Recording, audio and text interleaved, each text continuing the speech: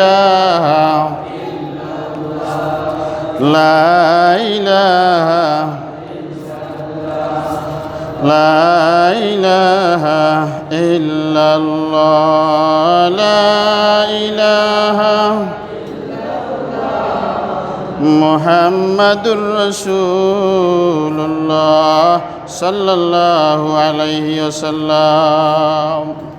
সম্মানিত উপস্থিত মুসল্লি ভাই ও বাবারা, আপনাদেরকে বলেছিলাম যে বড় বড় 10টি আলামত রয়ে গেছে কিয়ামত আসার আগে। কিয়ামতের পরে তো আর কেউ জীবিত থাকবে না, থাকবে? কিয়ামত আসার আগে শুধু একা একা মারা যাবে। কেউ একা মারা যাবে, কেউ 5-10 জন মারা যাবে, কেউ গ্রামবাসী দেশবাসী এভাবে করে মারা যাবে। কিন্তু যেই দিন কিয়ামত হবে শুক্রবার 10ই মুহররম, ওই দিন আর কিছুই জীবিত থাকবে না, শুধু মসজিদ জীবিত থাকবে। মসজিদগুলা গিয়ে কাবা শরীফের সাথে একত্রিত হবে, কাবা মসজিদকে নিয়ে সারা ফাঁকা জায়গায় ঘুরবে।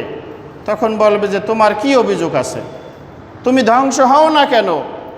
তখন মসজিদ আর কাবা একত্রে আল্লাহ তাআলার কাছে জবাব দিবে, আল্লাহ, আমার ছেলে মেয়ে আছে, আমার আত্মীয় স্বজন আছে, এদেরকে আমি নিয়ে জান্নাতে যেতে চাই।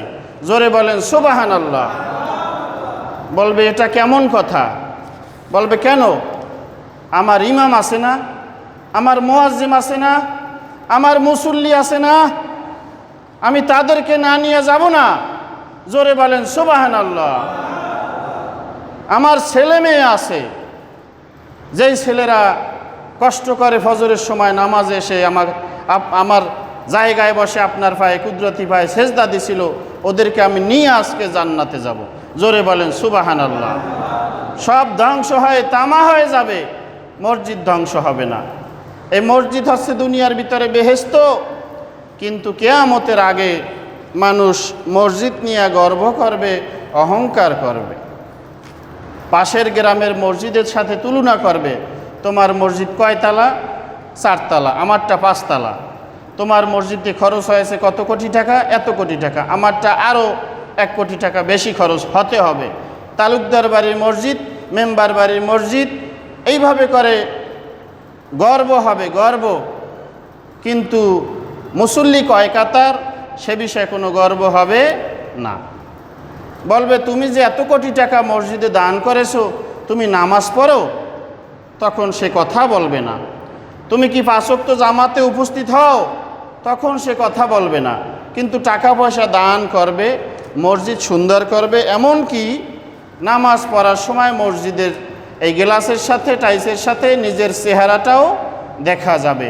কিয়ামতের আলামত সারা পৃথিবীতে এভাবে করে প্রত্যেক বাড়ির সামনে মসজিদ হবে, প্রত্যেক ঘরের সামনে মসজিদ হবে, আর প্রত্যেক ঘরের সামনে দোকান হবে। কিয়ামতের আলামত। আগে একটা জিনিস কিনতে গেলে সারা বড় বড় বাজারে যেতে হতো গাড়ি ভাড়া করে 2-4 জন, আর এখন বাড়ির কাছেই সব কিছু পাওয়া যায়। এমন হয়েছে না? না হলেও কিছুদিনের মধ্যেই হয়ে যাবে। একটা ফ্রিজ কিনতে গেলে অনেক দূরে যাওয়া লাগতো, একটা গাড়ি কিনতে গেলে অনেক দূরে যাওয়া লাগতো, একটা গরু মহিষ, এভাবে করে যত দামি জিনিস অনেক দূর থেকে আনতে হতো। আর এখন প্রত্যেকটা জিনিস ঘরের পাশেই পাওয়া যায় এবং প্রত্যেকটা দোকানে ভিন্ন ভিন্ন মাল পাওয়া যায়। এগুলো কিসের আলামত? কিয়ামতের আলামত।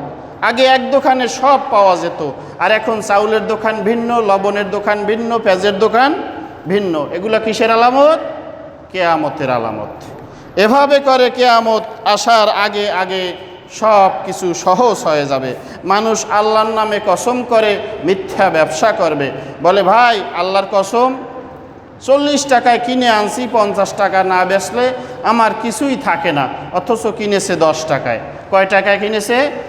10 টাকায় কিনে বলবে আল্লাহর কসম 40 টাকায় কিনেছি, 50 টাকায় বিক্রি না করলে আমার কিছু থাকে না, অথচ কিনেছে কয় করে আল্লাহ তাআলার নামে মিথ্যা কসম করবে। বলবে ভাই শুধু আপনার জন্য, যে আসে তার জন্যই বলে এটা আপনার জন্যই এত কম, আর সবার জন্য বেশি। এভাবে করে ব্যবসা করবে। যাই হোক, আমাদের সময় যেহেতু কম, আমরা সংক্ষেপে বলতে চাই। সম্মানিত উপস্থিতি, এক সময় দাজ্জাল এসে যাবে। দাজ্জালের পুরা নামের অর্থটাই হচ্ছে ফিতনা। দাজ্জালের অর্থ কি? ফিতনা।